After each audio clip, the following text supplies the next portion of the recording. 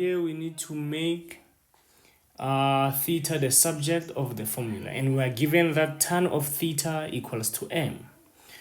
So the first step, we need to understand the equation. We are told that the tangent of the angle is equals to some number m, right?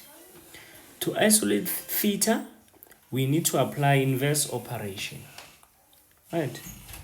The inverse operation of tan is tan to the power minus 1 to both sides. So I'm going to apply it to both sides. So I'm going to say tan minus 1, then tan theta is equals to tan minus 1 m. So I applied the inverse operation of tan, right, to both sides. And then the inverse function cancels out the original. So the inverse and the original are going to cancel. So here we left with theta equals to shift tan m. And that is the final answer. Theta is now cancelled. So a memory hack here is that tangent and its inverse are like cousins. When they meet, they cancel the party.